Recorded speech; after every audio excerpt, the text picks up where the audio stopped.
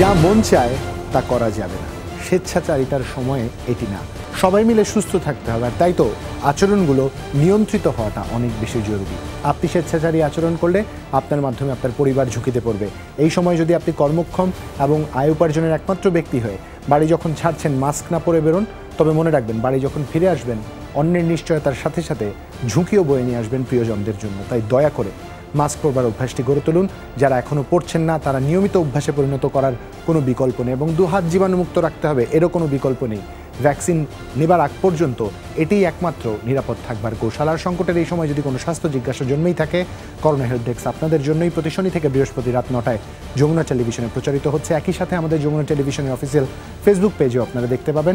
যদি প্রশ্ন থাকে সরাসরি ফোন করতে পারেন দেখিয়ে দেওয়া নম্বরে, কিংবা লিখে জানাতে পারেন আমাদের ফেসবুকের এই লাইভ ফিডটির নিচে কমেন্ট আকারে। লিখবার সময় বিস্তারিত লিখবেন, ফোন দেবার সময় অবশ্যই টেলিভিশনের ভলিউমটি কমিয়ে আমাদের প্রশ্ন করবেন। আপনাদের সাথেই পুরো আয়োজন জুড়ে আছে আমি জুলহাস জুবায়ের, এবং আপনাদের প্রশ্নের উত্তর দিতে আমাদের সাথে আছেন প্রতিদিনের ধারাবাহিকতায় আজও অধ্যাপক ডাক্তার এস.এম. মোস্তফা জামান, মেডিসিন ও হৃদরোগ বিশেষজ্ঞ, BSMMU। আমাদের সাথে আরও আছেন ডাক্তার শারমিন সিদ্দিকা ইসলাম, সহকারী অধ্যাপক, প্রসূতি ও স্ত্রীরোগ, আনোয়ার খান মডার্ন মেডিকেল কলেজ ও হাসপাতাল। এছাড়া আমাদের সাথে ডাক্তার আবু সাইদ শিমুল অল্প সময়ের মধ্যে যুক্ত হবেন। তিনি কর্মরত রয়েছেন শিশুরোগ বিশেষজ্ঞ হিসেবে মুগদা মেডিকেল কলেজ হাসপাতালে। গত 24 ঘন্টায় আরও 16টি পরিবার তাদের স্বজন হারিয়েছেন। নতুন করে শনাক্ত হয়েছেন আরও 718 জন। এই 718 জন নিশ্চিতভাবে জানতেন না তিনি আক্রান্ত হবেন কিনা। বাস্তবতা হচ্ছে কোনো একটি হেলা, কোনো একটি অসচেতন আচরণ তাদের এই ঝুঁকির মধ্যে ফেলেছে। শনাক্তের হার এই মুহূর্তে 5%। নিহত 16 জনের মধ্যে 10 জনই পুরুষ, বাকি 6 জন নারী। মহামারীতে দেশে এই পর্যন্ত মোট প্রাণহানি 7,819 জনের। স্বাস্থ্য অধিদপ্তর জানায় গত 24 ঘন্টায় নমুনা পরীক্ষা করা হয়েছে 14,363 জনের। এ পর্যন্ত মোট শনাক্ত রোগীর সংখ্যা 5,24,020 জন। 24 ঘন্টা সুস্থ হয়েছেন 963 জন। মোট সুস্থ এখন 4,68,681 জন।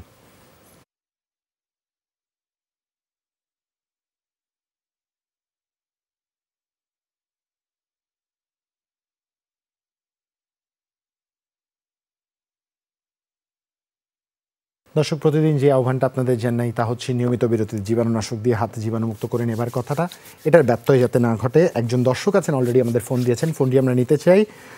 দর্শক, আপনার নাম এবং বয়স বলে প্রশ্ন করুন। হ্যালো, আসসালামু আলাইকুম। ওয়ালাইকুম আসসালাম। আমি সূচনা বগুড়া থেকে বলছি। আমার বয়স 30 বছর। জি। আমার 2টা বাচ্চা অ্যাবর্শন হয়ে গেছে, একটা 20 সপ্তাহে, একটা 24 সপ্তাহে। আচ্ছা। 24 সপ্তাহের সময় আমার জরায়ুতে সেলাই দেওয়া ছিল। আচ্ছা। 12 সপ্তাহের দিকে সেলাই দিছিলাম, তো তারপরেও 24 সপ্তাহে বাচ্চাটা নষ্ট হয়ে গেছে। আচ্ছা। আর এখন সমস্যা যে আমার এই সমস্যা কেন হলো, আর হলো আমার করণীয় কি? সূচনা, আমাকে কিছু তথ্য দিয়ে সহায়তা করবেন। আপনার কি প্রোল্যাকটিন কিংবা থাইরয়েড এই দুটো হরমোনে কোনো সমস্যা আছে? হ্যাঁ, থাইরয়েডের সমস্যা আছে, হাইপোথাইরয়েড। শেষ যখন পরিমাপ করেছিলেন মাত্রাটি কত ছিল? এটা আমি লাস্ট অক্টোবরে দেখাইছি, তখন টেস্ট করছিলাম, এটা 0.84 ছিল।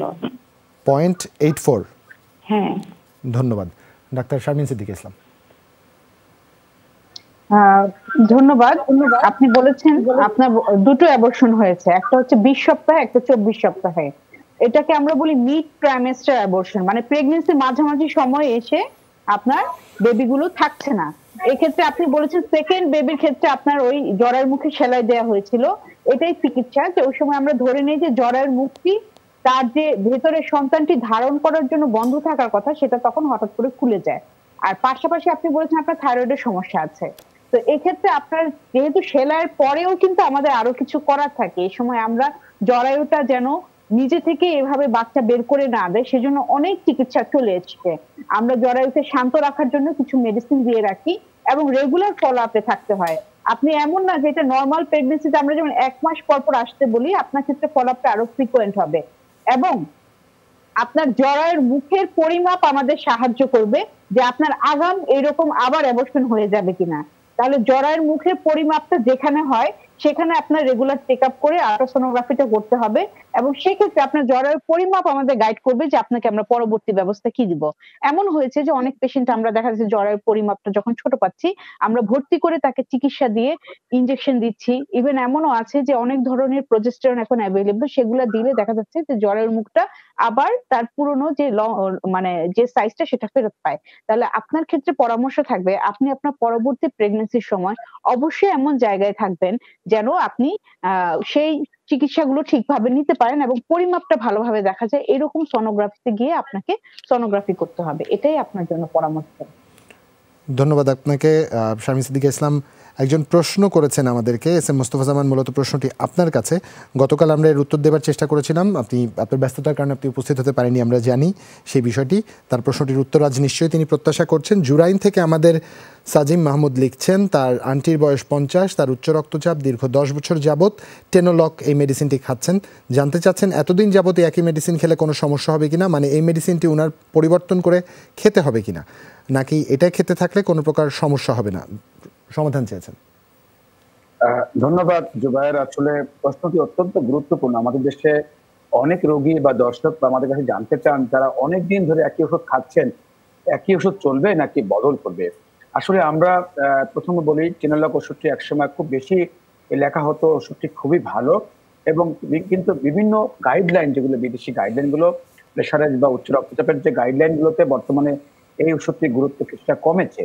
কিন্তু যাদের হার্টের রোগ থাকে তাদের জন্য এই গ্রুপের ওষুধটি আমরা খুব বেশি যোগ করে থাকি। তবে মনে রাখতে হবে, যদি আসলে কার জন্য কোন ওষুধ, এটি কয়েকটি বিষয়ের উপর নির্ভর করবে। আমরা বলি হুইচ ড্রাগ ফর হোম, আসলে ওষুধ কয়েকটি আছে। যেমন যদি কারো সঙ্গে অ্যাজমা থাকে, তার জন্য কিন্তু আমরা টেনোলক জাতীয় ওষুধটি সাধারণত ব্যবহার করি না, পরিহার করে থাকি। যদি কারো কিডনির সমস্যা থেকে থাকে, তার জন্য কিছু ওষুধ আছে, আবার কোনো কোনো ওষুধ আমরা ব্যবহার করি না। একই রকম কারো যদি রক্তের চর্বি বেশি থাকে, তার জন্য এক ধরনের প্রেশারের ওষুধ ব্যবহার করে থাকি, আবার কারোর জন্য করি না। এরকম আমরা রোগীর যে কোমরবিড কন্ডিশন, আদার যে কন্ডিশন গুলো আছে, সেগুলো বিবেচনা করে আমরা এক একজনকে এক এক ধরনের ওষুধ দিয়ে থাকি। কারো যদি পায়ে পানি থাকে, আমরা অ্যামডোকাল জাতীয় ওষুধ ব্যবহার করি না এরকম। তো আমরা সেই জন্য বলবো, এই দর্শকের যিনি প্রশ্ন করেছেন, তিনি টেনোলক ওষুধ যদি ভালো থাকেন, তাহলে আমরা বলবো যে আপাতত এই ওষুধটি চলবে। তবে যদি কোনো সমস্যা হয়ে থাকে, সেক্ষেত্রে আমরা আদার যে কন্ডিশন গুলো বললাম, সেগুলো তার আমরা যাচাই বাছাই করে দেখবো যে তার এই মুহূর্তে আসলে তার প্রয়োজন আছে কিনা পরিবর্তনের। তবে মনে রাখবেন, আমাদের প্রথম টার্গেট থাকে যে তার রক্তচাপ 120/80 মিলিমিটার মার্কারের নিচে রাখবার জন্য। দ্বিতীয় টার্গেট যাতে এই ওষুধের খাওয়ার পরে প্রেশারের জন্য যে সমস্যাগুলো হয়ে থাকে উচ্চ রক্তচাপের জন্য, যেমন স্ট্রোক, হার্ট অ্যাটাক, এরকম যাতে কোনো ঝুঁকি না থাকে, সেগুলো ঝুঁকি কমানোর জন্য ভালো ওষুধ ব্যবহার করবার জন্য। তবে আমি প্রথমত বলবো, আপনি যদি এই ওষুধে ভালো থাকেন, কোনো জটিলতা না হয়, ওষুধটি চালিয়ে যাবেন।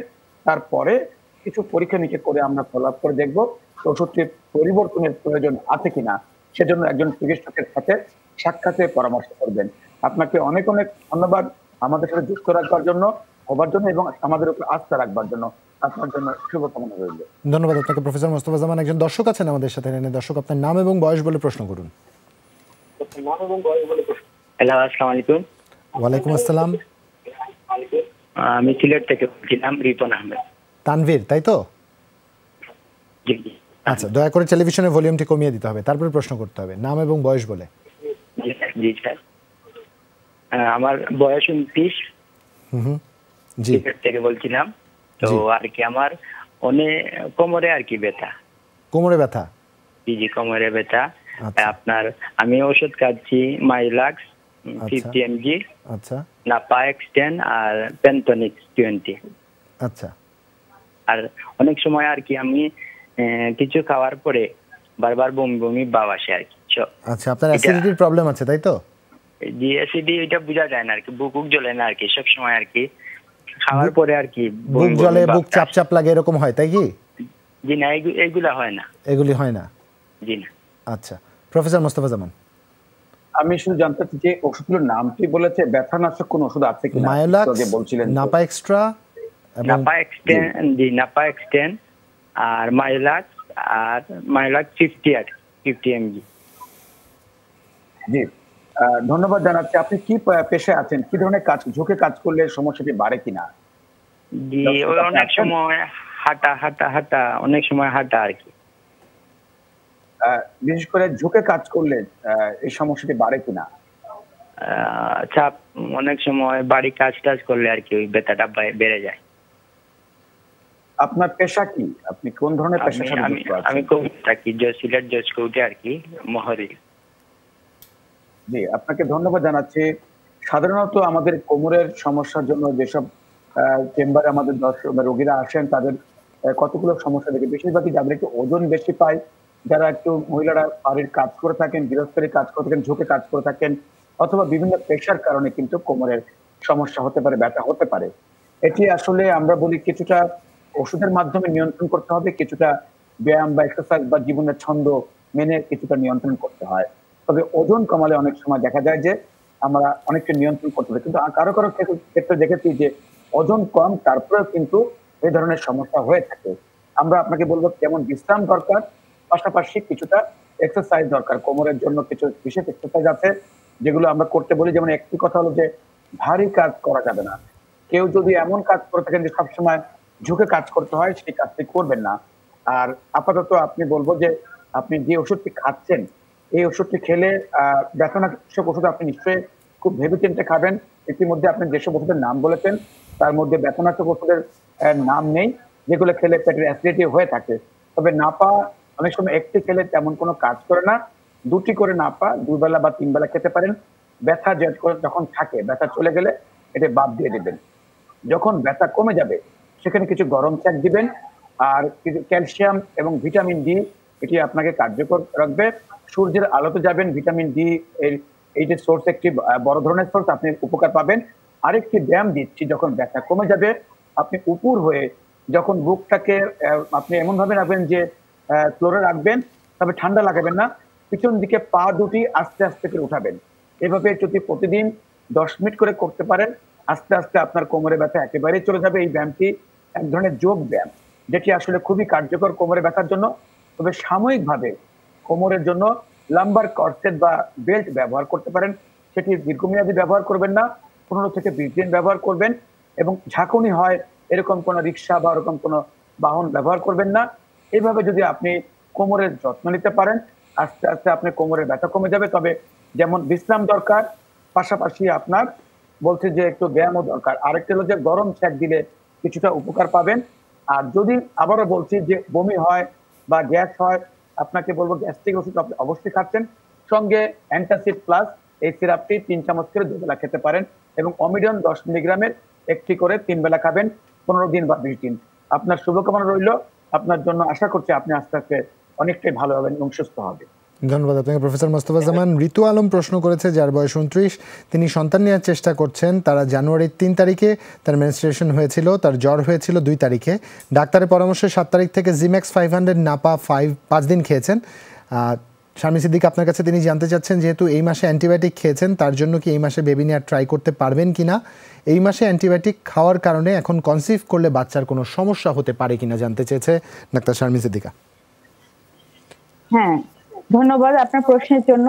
উনি খেয়েছেন জিমেক্স, নাপা, আর কি বলেছেন? জিমেক্স এবং নাপাই খেয়েছেন। আচ্ছা, জিমেক্স নাপা খেলে আপনার কোনো সমস্যা হবে না। আর আপনি খেয়েছেন হচ্ছে 2 তারিখে, আপনার লাস্ট মেনস্ট্রুয়েশনের ডেট ছিল 3 তারিখ।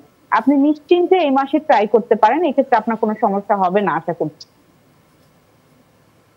ধন্যবাদ আপনাকে। আমাদের সাথে এই মুহূর্তে শামীমা ইয়াসমিন যুক্ত হয়েছেন, যিনি সহকারী অধ্যাপক, ঢাকা মেডিকেল, শিশুরোগ বিশেষজ্ঞ। মূলত আপনাকে স্বাগত করোনা হেল্প ডেস্কের এই আয়োজনে। আমরা দর্শক দুঃখিত, ডাক্তার আবু সাইদ শিমুল আজ আমাদের সাথে যুক্ত হননি। শামীমা ইয়াসমিন, একটু আপনার কাছে জানতে চাই, গতকাল আমরা ডাক্তার আবু সাইদ শিমুলকে প্রশ্ন করেছিলাম, এই সময়টায় যেটা দেখা যাচ্ছে যে আসলে বাচ্চাদের অল্পতেই ঠান্ডা লেগে যাচ্ছে, কারণ আবহাওয়ার মধ্যে একটা পরিবর্তন এসছে, নাক দিয়ে পানি পড়ছে এবং হুট করে তাদের বদহজমজনিত সমস্যা হচ্ছে। সেক্ষেত্রে সাজেশন কি থাকবে আপনার পক্ষ থেকে? ধন্যবাদ। এক্ষেত্রে অবশ্যই সাজেশন থাকবে যে বাচ্চাদেরকে ঠান্ডা লাগানো যাবে না, তাদেরকে মোজা পরিয়ে রাখতে হবে এবং টুপি পরিয়ে রাখতে হবে, এবং তাদেরকে বাইরে বের করা যাবে না। মানে যখন তখন আমরা বাইরে ঠান্ডা বাতাসে তাদেরকে আমরা বের করবো না, বিশেষ করে সন্ধ্যার পরে এবং খুব সকালবেলা। আর যখন তখন পানি নাড়া যাবে না, এবং বাচ্চাদের গোসলের সময় আমরা চেষ্টা করব কুসুম গরম পানি দিয়ে তাদেরকে গোসল করানোর চেষ্টা করব। এই তো। ধন্যবাদ আপনাকে। একজন প্রশ্ন করেছেন আপনার কাছে তার ভাইয়ের জন্য, যার বয়স 3.5 বছর। গত 5 দিন আগে ওর জ্বর এবং গলা ব্যথা ছিল, তারপর দেখা গেল তার গলার অনেকটা জায়গা জুড়ে ঘা হয়েছে, টনসিলের পাশে এবং উপরে। তারপর একজন ডাক্তারের পরামর্শে তাকে সেফ-3 খাওয়ানো হচ্ছে সকালে এবং রাতে 1 চামচ করে। তার প্রশ্ন হচ্ছে এই ঘায়ের জন্য করণীয় কি, তাকে আর কোনো ওষুধ এই মুহূর্তে দেবার প্রয়োজন আছে কিনা, এই প্রশ্নের উত্তর নিব। তার আগে একজন দর্শক আছেন আমাদের সাথে, প্রশ্নটি আমরা নিতে চাই। দর্শক, আপনার নাম এবং বয়স বলে প্রশ্ন করুন।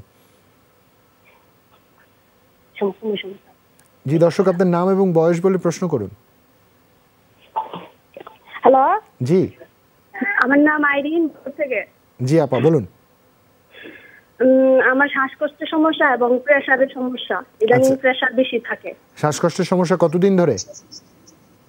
8-10 বছর যাবত। আবার দেখাইছিলাম বৈঠকে 18 সালে। আচ্ছা, মানে আপনার পুরনো শ্বাসকষ্টের সমস্যা, তাই তো? জি জি, বর্তমানে একটু বেশি। উনি আমাকে ডেক্সিটল দিছিল, ইনহেলার, জি কালপেক্স, মনটিন দিছিল, এগুলা চলছে। কি আচ্ছা। করতে পারি সাজেস্ট? আচ্ছা, এগুলো কি খাচ্ছেন এখন নিয়মিত? জি, এগুলা চলছে এবং আমি এগুলা খাইতেছি। আর প্রেসার ইদানিং বেশি থাকে। প্রেসার কত থাকে আপনার? প্রেসার 140-42 এরকম থাকে, বা 49 হয় উপরেটা সিস্টোলিক, আর ডায়াস্টোলিক 90-80 এরকম। বরাবরই কি এমন থাকতো না ইদানিং একটু বেশি দেখছেন? ইদানিং প্রায় 2-3 মাস যাবত এরকম চলছে। তারপর আমি ওষুধ খাইতেছি লক 50, এজেন্টা, এগুলা খাইলে সাময়িক ভালো থাকে, দুপুর থেকে রাত পর্যন্ত আবার বাইরে থাকে, আবার ঘুমানোর পর সকালে একটু কম থাকে। আচ্ছা, আপনি তো নিশ্চয়ই গৃহিণী? জি না, আমি চাকরি করি। কোথায় চাকরি করছেন? বড়বেট কিচেন সোসাইটিতে আমি চাকরি করি। আচ্ছা, মানে আপনার দৌড়ঝাঁপ করতে হয় আর কি প্রত্যেক জীবনে? জি জি জি, বুঝতে পেরেছি। গৃহিণীদের যে দৌড়ঝাঁপ করতে হয় না তা কিন্তু না, গৃহিণীরা হয়তো আমার উপর অভিমান করতে পারেন। প্রফেসর মোস্তফা জামান, আপনার যদি কিছু জানার থাকে। ওষুধের নামটি একটু পুরোপুরি শুনতে পারিনি। প্রেশারের জন্য কোন ওষুধ খাচ্ছেন? প্রেশার কেমন থাকে? ওনার 149/90 থাকে। জি আচ্ছা, প্রেসার আর কি ওষুধ খাচ্ছেন 140-42 উপরেটা থাকে, প্রেশারের জন্য? 90-88 থাকে, বা 92 প্রেশারের জন্য কোনো হয়। ওষুধের নাম উনি কি বলবেন অ্যানজেনটা কি? খাচ্ছেন আর লসেকটিল খাচ্ছেন জানিয়েছেন আমাদের। জি, অ্যানজেনটা আর লক 50। দ্বিতীয় ওষুধের নামটি বললেন কি? লক 50। লক 50। জি লাভ 50। জি, আপনাকে ধন্যবাদ। এবার আগে ডাক্তার শামিমা ইয়াসমিনের কাছে চলে যেতে চাই। ডাক্তার শামিমা ইয়াসমিন, একটি প্রশ্ন ছিল, একজন তার সন্তানের জন্য, ভাইয়ের জন্য প্রশ্ন করেছিলেন। হ্যাঁ, 3.5 বছর বয়স, আর জ্বর ছিল, গলা ব্যথা ছিল। হ্যাঁ, কি ওষুধ খাচ্ছিল আমি আসলে ভালোভাবে শুনতে পাই। গলার ভিতরে পরবর্তীতে যেটা তারা আসলে দেখতে পেয়েছেন যে গলায় একটি ঘা আছে, যেটা নিয়ে তারা বেশ উদ্বিগ্ন ছিলেন। তিনি আমাদের ওষুধ জানিয়েছেন,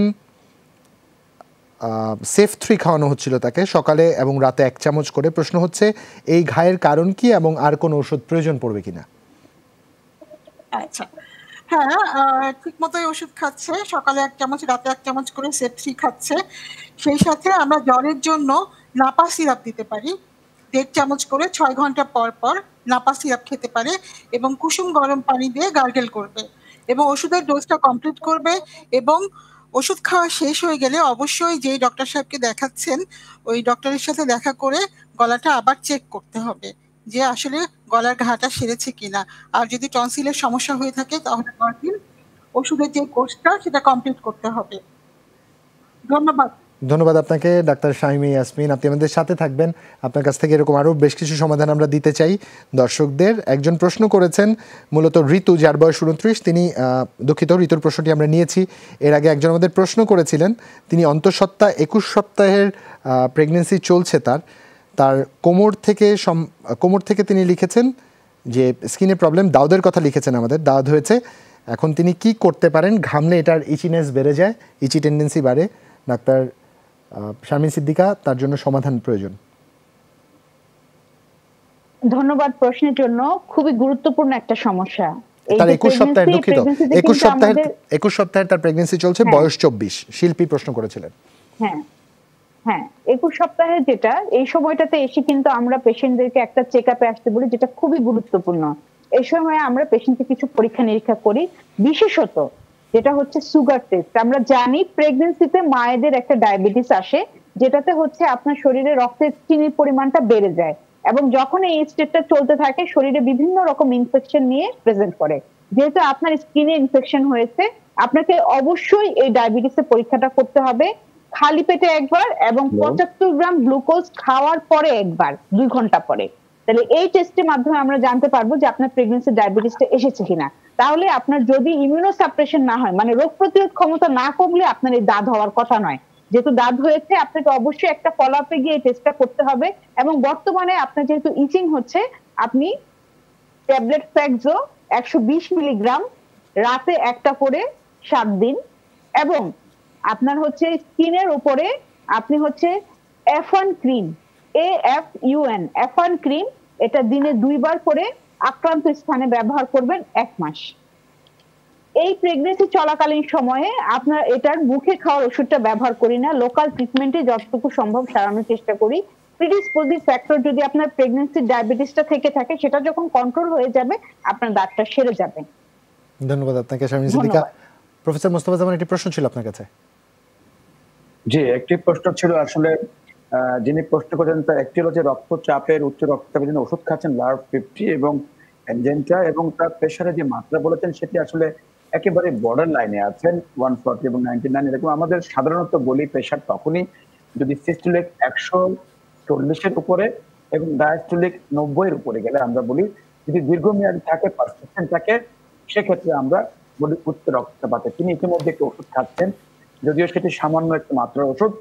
আমরা বলবো যে ওষুধটি খেয়ে যদি তার যেহেতু পুরোপুরি নিয়ন্ত্রণে আসছে না, তিনি আপাতত যেটি করতে পারেন, লার্ভ 50 জায়গায় এটি 2 বেলা খেতে পারেন অথবা 100 করতে পারেন, অথবা আমরা পরবর্তীতে কিছু কন্ডিশন দেখে এই ওষুধটি বদল করতে পারি।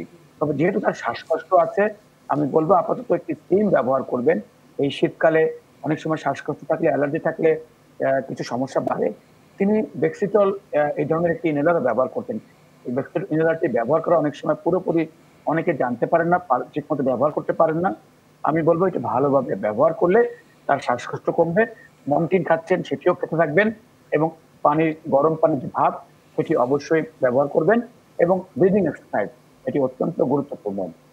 এর পাশাপাশি গ্যাস্ট্রিকের ওষুধ থাকলে গ্যাস্ট্রিক ওষুধ খাবেন। আর প্রেশারের যে ওষুধটি খাচ্ছেন, আমরা বললাম যেহেতু আরেকটু কমাতে পারলে ভালো, আপাতত এই ওষুধটি 2 বেলা খাবেন অথবা 50-র জায়গায় 100 খাবেন। এর পরেও যদি না কমে, আমরা আবারও বলছি, সঙ্গে আমরা ট্যাবলেট ইন্ডিলেক্স এসআর 1.5 মিলিগ্রাম এটি সকালবেলা একটি খাবেন। তারপরে যদি পুরোপুরি সুস্থ না হন, আমরা তার কিছু পরীক্ষা নিরীক্ষা করে তার কন্ডিশন দেখবো, বুকের একটু এক্সরে করব, একটি হিমোগ্লোবিন করব এবং ইসিজি করব, করে প্রয়োজনে একটি ইকোকার্ডিওগ্রাফি করে দেখবো যে তার আসলে ওষুধ প্রয়োজন বদলের কোনো প্রয়োজন আছে কিনা। আশা করছি আপাতত এই পরামর্শে তিনি চলুন, যাতে তার নিয়মিত ঘুমটি ভালো হয়, শ্বাসকষ্ট ভালো থাকে, তাহলে তার প্রেশারও কিন্তু ভালো থাকবে। এবং দুশ্চিন্তাগ্রস্ত আছেন নিশ্চয়ই, এই কারণে তিনি অ্যানজেন্টা ওষুধটি খাচ্ছেন। এটি কোনো প্রেশারের ওষুধ নয়, এটি মাথাকে ঠান্ডা রাখে, দুশ্চিন্তা মুক্ত করে, প্রয়োজনে ঘুম ভালো হলে আস্তে আস্তে তার প্রেশারও কিন্তু কমে যাবে। তার জন্য শুভকামনা রইল। ধন্যবাদ প্রফেসর মোস্তফা জামান। একজন দর্শক আছেন আমাদের সাথে, দর্শকের ফোনটি আমরা নিতে চাই। দর্শক, আপনার নাম এবং বয়স বলে প্রশ্ন করুন। জি, আমার নাম আলিম, 32 ইয়ার্স। জি, আমি বলছি গাজীপুর থেকে। জি ভাই বলুন। হ্যাঁ, আমার সন্তানের বয়স 3.5 মাস। জি। তো শুরুতে কিছুদিন বুকের দুধ পাইতো, কিন্তু ইদানিং বুকের দুধ পাচ্ছে না। আচ্ছা। খাবারের জন্য খুবই করে, কান্নাকাটি করে। এই একটা প্রশ্ন। আরেকটা প্রশ্ন হচ্ছে যে ডায়াপার প্যাড পরাই, যে ন্যাপকিন প্যাড গুলো, এটা সন্ধ্যার সময় পরাই, সারা রাত সকাল আবার খুলে ফেলি। এতে কোনো স্বাস্থ্য ঝুঁকি আছে কিনা? স্বাস্থ্য ঝুঁকি আছে কিনা একটু আমাকে বলবেন। বাচ্চার মায়ের খাওয়া দাওয়া কি আপনারা সুষম খাবার দিচ্ছেন তাকে?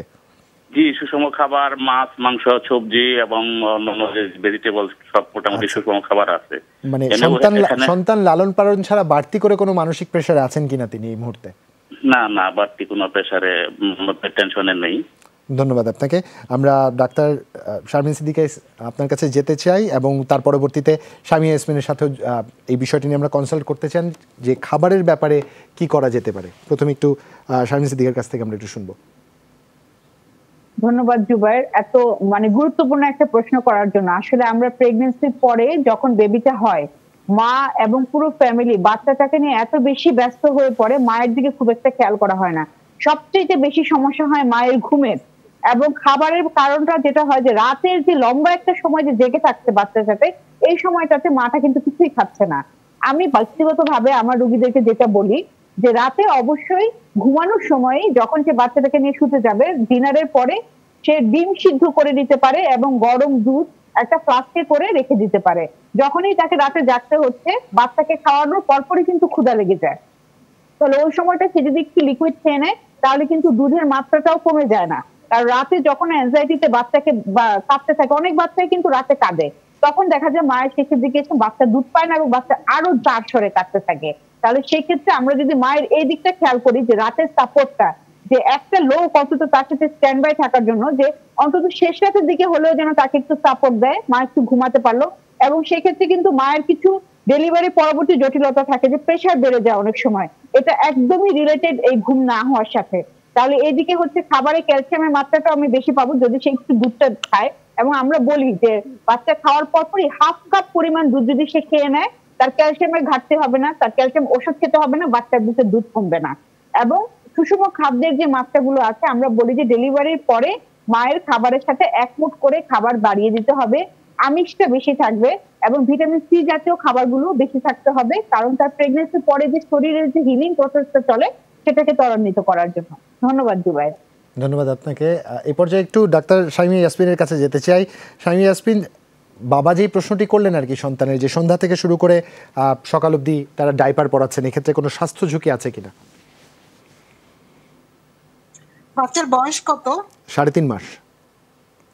3.5 মাস।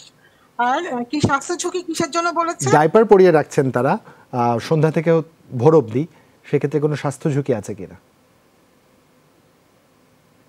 স্বাস্থ্য ঝুঁকি কিসের জন্য মনে করছে? ডাইপার পরাচ্ছেন প্রতিদিন তাকে সন্ধ্যা থেকে সকাল অবধি, সেক্ষেত্রে কোনো স্বাস্থ্য ঝুঁকি হবে কিনা? ও আচ্ছা, ধন্যবাদ। আসলে আমি প্রথম প্রশ্নটার সাথে কিছু যুক্ত করতে চাই। শারমিন আপা অলরেডি বলে দিয়েছেন, তারপরেও আমি কিছু বলি যে বাচ্চা দুধ পাচ্ছে না ঠিক মতো। দুধ পাওয়ার জন্য প্রথমত যে জিনিসটা দরকার সেটা হচ্ছে মায়ের মানে নিশ্চিন্ত থাকা আর কি। মায়ের টেনশন থাকা যাবে না, স্ট্রেস থাকা যাবে না, এবং মায়ের ইচ্ছা থাকতে হবে। মায়ের সুষম খাবারের খুব দরকার আছে। সবগুলো কথাই শারমিন আপা বলেছেন। তারপরেও যেটা বলবো যে ঘন ঘন বুকের দুধ যদি খাওয়ায় তাহলে পারে, এবং সেই সাথে যদি পুষ্টি নিশ্চিত করে, অবশ্যই দুধ পাবে।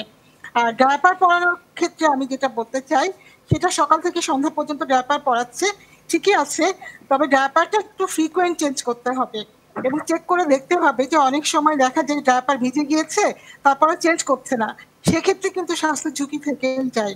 সেজন্য যেটা করতে হবে সেটা হচ্ছে কিছুক্ষণ পরপর ডায়াপার চেঞ্জ করতে হবে, এবং তার আসলে কতক্ষণ পরপর চেঞ্জ করতে হচ্ছে সেটা মা অথবা কেয়ার গিভার যে আছে তারা অবশ্যই বুঝতে পারবে। এবং আমার মনে হয় দিনে কিছুটা সময় তাকে আমরা ফ্রি রাখতে পারি, যেমন গোসলের পরে আমরা কিছুক্ষণ তাকে ফ্রি রাখতে পারি। আবার যখন আমরা ডায়াপার চেঞ্জ করলাম, ডায়াপার চেঞ্জ করার পরে 20 মিনিট বা আধা ঘন্টা তাকে আমরা একটু খোলা বাতাসে রাখতে পারি। এভাবে দেখলে দেখা যাবে যে তাহলে আর কোনো সমস্যা হচ্ছে না। ধন্যবাদ আপনাকে শাইমা ইয়াসমিন। আচ্ছা, আমাদের সাথে একজন দর্শক আছেন, দর্শকের প্রশ্নটি আমরা নিব, তবে তার আগে রাইসা ইসলাম রিসা প্রশ্ন করেছেন তার আম্মুর জন্য। তার আম্মুর বয়স 40, আম্মুর হঠাৎ করে বুকের বাঁ পাশে আটকে ধরে, ব্যথা করছে, শ্বাস নিতে কষ্ট হয়, প্রেশার হচ্ছে 150 আর নিচেরটি 100, ক্যামলোসার্ট 5/20 ওষুধ খাচ্ছেন, এই সমস্যার সমাধান চাচ্ছেন। একই সাথে আরো একজন দর্শক আছেন, প্রফেসর মোস্তফা জামান, তার প্রশ্নটি আমরা শুনতে চাই। দর্শক, আপনার নাম এবং বয়স বলে প্রশ্ন করুন। হ্যালো, আসসালামু আলাইকুম। ওয়ালাইকুম আসসালাম। জি, আমি ইভা নারায়ণগঞ্জ থেকে বলছিলাম। জি আপা, বলুন। জি, আমার প্রেগন্যান্সি ড্রপ করছে 3 মাস। জি। তো এখন আমার বমি হয়, তো বমিতে আজকেই ফার্স্ট মানে বমিতে হালকা রক্ত গেছে। এটার জন্য আমাকে ডাক্তার বলছে যে ফলিক জেড দিছে, আর হচ্ছে একটা গ্যাস্ট্রিকের ট্যাবলেট দিছে সাধারণ। ইভাপা, এমনিতে কি আপনার গ্যাস্ট্রিকের সমস্যা আগে ছিল কিনা? হ্যাঁ হ্যাঁ, আগেও ছিল। জি, আগেও ছিল। এটার জন্য আপনি নিয়মিত ওষুধও খেতেন? হ্যাঁ, ওষুধ না, নিয়মিত না, মানে কিছুদিন পর পর খেতাম, হয়তো 1 মাস খাইছি, আবার বন্ধ রাখছি, আবার 1 মাস খেয়েছি, এরকম। বুঝতে পেরেছি। ডাক্তার শারমিন সিদ্দিকা ইসলাম, আপনার যদি আর কিছু জানবার থাকে। আমি বুঝতে পেরেছি ইভা, আপনাকে প্রথমে অভিনন্দন, আপনি কনসেপ্ট করেছেন। আমিও নারায়ণগঞ্জের মেয়ে, সেই হিসেবে বেশি খুশি লাগছে। আপনি বলেছেন যে আপনার 3 মাসে প্রেগন্যান্সি চলছে এবং সেই সাথে আপনার বমি আছে।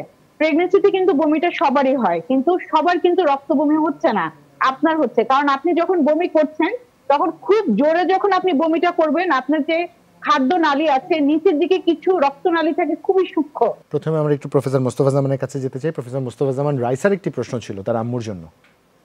জি, আমরা রাইসাকে ধন্যবাদ জানাচ্ছি তার মার জন্য প্রশ্ন করবার জন্য, এবং তার মার বয়স বলেছেন 40, এবং তার যে সমস্যাকে বলেছেন বুকের বাঁ পাশে আসলে আটকে ধরে, এমন একটি সমস্যা উপসর্গ যেটি দিয়ে পুরোপুরি আসলে ব্যাখ্যা করা কঠিন। অনেকের ধারণা যে হার্ট থাকে বুকের বাঁ পাশে, কিন্তু হার্টের কারণে কিন্তু বুকের মাঝখানে ব্যথা হতে পারে, আবার আটকে থাকে এটি আসলে নানা কারণ হতে পারে। হার্টের জন্য হতে পারে, যেহেতু তার রক্তচাপ আছে, বেশি আছে, অনেক সময় শ্বাসকষ্ট, অ্যালার্জি থাকতে হতে পারে, অ্যাসিডিটির কারণে হতে পারে, নানা দুশ্চিন্তার কারণে হতে পারে, সার্ভাইকাল স্পন্ডাইলিটিস যেটা বলে হাড়ের যে সন্ধি আছে তার সমস্যা হতে পারে। সুতরাং শুধু অল্প একটু হিস্ট্রি দিয়ে আসলে ওষুধ দেওয়া খুব কঠিন।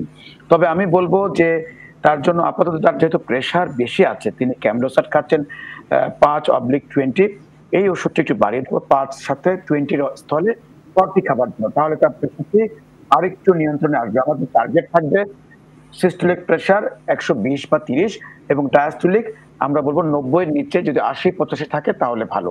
এর সাথে হাঁটাহাঁটি করবেন। শ্বাসকষ্ট, অ্যালার্জি আছে কিনা সেটা কিন্তু উল্লেখ করেননি। এর পাশাপাশি তার বলছি যে গ্যাস্ট্রিক থাকলে গ্যাস্ট্রিক ওষুধ খাবেন, এবং যদি ঘুম না আসে রাত্রেবেলা, যদি ঘুমের একটি ওষুধ সাময়িকভাবে খেতে পারেন, দুশ্চিন্তা কমবে। ট্যাবলেট রিবোট্রিন 0.5 মিলিগ্রাম প্রতি রাতে একটি করে খাবেন। আরেকটি বিষয় বলছি, তার ট্যাবলেট প্যারাসিটামল একটি করে 3 বেলা খাবেন। আপাতত যদি ব্যথা থাকে সাময়িক কারণে, এটি আমরা বলবো হার্টের জন্য না, শুধুমাত্র যদি অস্থি সন্ধি মাংসপেশিতে ব্যথা থাকে তাহলে আমরা বলি এটি কাজ করবে। আর অন্যান্য কিছু পরীক্ষা আমরা করতে পারবো, যেমন ইসিজি করবে, একটি ইকোকার্ডিওগ্রাফি করবে, একটি বুকের এক্সরে করবে, এবং সিরাম আইজি অ্যালার্জি করবে, হিমোগ্লোবিনের মাত্রা দেখতে হবে। থাইরয়েড আমাদের সঙ্গে রাখতে পারলে আমাদের জন্য আসলে খুবই ভালো হবে তার পরিপূর্ণ চিকিৎসা সেবা দেওয়া। শুভকামনা জানাচ্ছি, এবং আশা করছি তিনি এই পর্যায়গুলো করে আমাদের সাথে আবারও সংযুক্ত হতে পারেন, অথবা স্থানীয় কোনো চিকিৎসকের তিনি সাক্ষাতে পরামর্শ করতে পারেন। ধন্যবাদ প্রফেসর মোস্তফা জামান। ডাক্তার শারমিন সিদ্দিকা ইসলাম। ধন্যবাদ জুবায়ের। আমাদের কাছে কোশ্চেন করেছে মিসেস ইভা। 3 মাস আগে যা প্রেগন্যান্সি ড্রপ হয়েছে, এখন তার রক্ত বমি হয়েছে। আপনাকে ইভা একটু দুশ্চিন্তা মুক্ত থাকতে হবে। আপনি যদি বেশি দুশ্চিন্তা করেন আপনার রাতে ঘুম হবে না, এবং খাদ্যাভ্যাস পরিবর্তন করতে হবে। ঘুম না হলে খাদ্যাভ্যাসে যদি ত্রুটি থাকে, আপনি যদি অতিরিক্ত ঝাল মশলা খান সেটা বন্ধ করতে হবে, এবং আপনার খাদ্যে যে খাবারগুলোতে বেশি অ্যাসিডিটি হয় সেটা বন্ধ রাখতে হবে। এখন আমরা যেটা বলি, যখন রক্ত বমি হয় কিছুদিন আপনাকে খুবই মানে নরম খাবার খেতে হবে। আমরা বলি যে জাউ ভাত, সে সাথে ঝোল তরকারি, এগুলো একটু খেয়ে আপনার হচ্ছে স্টমাকে যে ক্ষতটা হয়েছে কিংবা ইসোফেগাসে মানে খাদ্যনালীর নিচের দিকে যেটা হয় সেটা একটু হিলিং হতে দিতে হবে। তারপরে আপনার গ্যাস্ট্রিকের ওষুধ যেটা খাচ্ছেন আপনি সেটা কন্টিনিউ করবেন। আমরা ইউজুয়ালি এক্ষেত্রে একটু ভালো ওষুধ দিই, যেমন আপনি ট্যাবলেট সার্জেল 40 মিলিগ্রাম একটা করে 2 বার 1 মাস খাবেন। সেই সাথে আপনার খাদ্যাভ্যাসটা পরিবর্তন করবেন, চা কফি অ্যাভয়েড করবেন, এবং প্রতি 2 ঘন্টা অন্তর অন্তর আপনি কিছু খাবেন। পেট খালি রাখা যাবে না, তাহলে আপনার গ্যাসের প্রবলেমটা একটু কমবে। আর রাতের ঘুমটা এনশিওর করতে হবে। আপনার যদি ঘুমের সমস্যা থেকে থাকে আপনি রাতে যে কোনো একটা অ্যানজিওলাইটিক খেতে পারেন, লাইক আপনি সাধারণ একটা ঘুমের ওষুধ যেমন ট্যাবলেট ডরমিকাম 7.5 মিলিগ্রাম একটা করে রাতে 5 দিন খেয়ে দেখেন। ঘুমটা যদি প্রপার হয় আপনার হিলিং প্রসেসটা দ্রুত হবে। ধন্যবাদ আপনাকে। ধন্যবাদ আপনাকে। আমরা এই পর্যায়ে একটু ডাক্তার শাইমি ইয়াসমিনের কাছে যেতে চাই। সাব্বির প্রশ্ন করছে পূর্ব কদমতলী থেকে। তিনি জানাচ্ছেন তিনি একটি কন্যা সন্তানের পিতা হয়েছেন গত 15 তারিখে। আজ তার কন্যার 28 দিন বয়স, কিন্তু গত 5 থেকে 7 দিন যাবৎ মেয়ে খুব বেশি কান্না করছে, বিশেষত মলত্যাগের সময়, এবং প্রচুর গ্যাস হচ্ছে তার। এই জন্য বাবুকে ফ্লাকল পেডিয়াট্রিক ড্রপ 5 ফোঁটা করে 3 বার খাওয়াচ্ছেন, কিন্তু তারপরেও একই সমস্যার সমাধান হচ্ছে না। এটা কি কারণে হচ্ছে এবং তার স্ত্রীর খাবার থেকে হচ্ছে কিনা, তাহলে সে কি খাবার খেতে পারবে কি খাবার খেতে পারবে না, এই বিষয়টি জানতে চেয়েছেন ডাক্তার শাইমি ইয়াসমিন। ধন্যবাদ সাব্বির। প্রথমত আপনাকে ওয়েলকাম জানাকে কংগ্রাচুলেশন জানাচ্ছি এই জন্য যে আপনি একটা কন্যা সন্তানের বাবা হয়েছেন। আপনার কন্যা সন্তানের বয়স 28 দিন, সে খুব কান্নাকাটি করছে। প্রথম যেই 3 মাস সাধারণত অনেক বাচ্চারাই খুব কান্নাকাটি করে থাকে, অনেক সময় দেখা যায় সারা রাত কান্নাকাটি করে, দিনের বেলায় সারাদিন ঘুমায়। এটাকে আমরা সাধারণত ইনফ্যান্টাইল কোলিক বলি। এটা অনেকগুলো কারণে হতে পারে। প্রথম কথা যেটা হচ্ছে যে মায়ের সাথে অ্যাটাচমেন্টটা তার ঠিক হচ্ছে কিনা। আসলে মা বাচ্চাকে দুধ খাওয়াচ্ছেন, সেক্ষেত্রে পজিশনিং অ্যাটাচমেন্ট একটা গুরুত্বপূর্ণ ব্যাপার। পজিশনিং এবং অ্যাটাচমেন্টটা আপনারা সাথে ইউটিউব দেখে নিতে পারেন যে মায়ের সাথে বাচ্চার পজিশনিংটা ঠিক আছে কিনা। পজিশনিং এবং অ্যাটাচমেন্ট যদি ঠিক থাকে সেক্ষেত্রে এই সমস্যাটা একটু কম থাকে। পজিশনিং অ্যাটাচমেন্ট ভুল হলে অনেক সময় কি হয় যে বাচ্চারা খাওয়ার সময় পেটের মধ্যে গ্যাস চলে যায়, গ্যাস চলে গেলে সেটা হয় তাদের একটা কলিকি একটা ব্যাপার ঘটে, পেটে ব্যথা হয়। এবং সেক্ষেত্রে আমরা কি করতে পারি, প্রতিবার খাওয়ানোর পরে বাচ্চাকে আমরা একটু ঘাড়ে নিতে পারি, ঘাড়ে নিয়ে বার্পিং করতে পারি, অর্থাৎ ওর ঢেকুরটা তুলে দিয়ে গ্যাসটা বের করে দিতে পারি আর কি। আমরা যেরকম বড় মানুষ আমরা চলাফেরা করি খাওয়ার পরে, বাচ্চারা তো করে না, তো বাচ্চাদেরকে শুইয়ে দেওয়া হয়। সেক্ষেত্রে ওদের অনেক সময় খাবারটা উপরের দিকে উঠেও আসতে পারে। তো সেক্ষেত্রে আপনি যেটা করবেন যে প্রতিবার খাওয়ানোর পরে বাচ্চাকে খাড়া কোলে নিয়ে 10 মিনিট হাঁটবেন বা 10 মিনিট খাড়া কোলে রাখবেন, তাহলে পরে দেখা যাবে যে কমে যাবে। আর আপনি ফ্লাকল 5 ড্রপ করে খাওয়াচ্ছেন, ঠিকই আছে, আপনি ফ্লাকল খাওয়ান, সেই সাথে মায়ের পজিশনিং অ্যাটাচমেন্টটা দেখেন, আর প্রতিবার খাওয়ানোর পরে বাচ্চাকে 10 মিনিট খাড়া করে রাখবেন। ধন্যবাদ শামীম ইয়াসমিন। প্রফেসর মোস্তফা জামান, একটু সংক্ষেপে জানতে চাই, 10 সেকেন্ড সময় আছে। আলমোসন 20/50 বদলে কি বাইজুরান 20/50 মিলিগ্রাম খাওয়ানো যাবে কিনা? একজন আব্দুল্লাহ প্রশ্ন করেছে তার নানুর জন্য, যিনি হার্টের রোগী, 70 বছর বয়স। বাইজুরান 5/20 কি নাম বললেন? আলমেসান ওষুধের পরিবর্তে 20/5 বাইজুরান খাওয়ানো যাবে কিনা? আমার মনে হয় একই ওষুধ, জেনেরিক নাম যদি একই থাকে তবে মনে হচ্ছে যে দুটি কোম্পানির ওষুধ একই ওষুধ হবে, তিনি খাওয়াতে পারবেন। অসংখ্য ধন্যবাদ প্রফেসর মোস্তফা জামান, একই সাথে ধন্যবাদ ডাক্তার শাইমা ইয়াসমিন, ধন্যবাদ ডাক্তার শারমিন সিদ্দিকা ইসলামকে আজ আমাদের সাথে সময় দেওয়ার জন্য। দর্শক, আজ এখানেই বিদায় নিব। আপনাদের প্রতি একটাই আহ্বান, নিয়মিত বিরতি জীবাণুনাশক দিয়ে হাত জীবাণুমুক্ত করে নেবেন কিংবা সাবান পানি দিয়ে, এবং মাস্ক পরতে ভুলবেন না। শুভরাত্রি।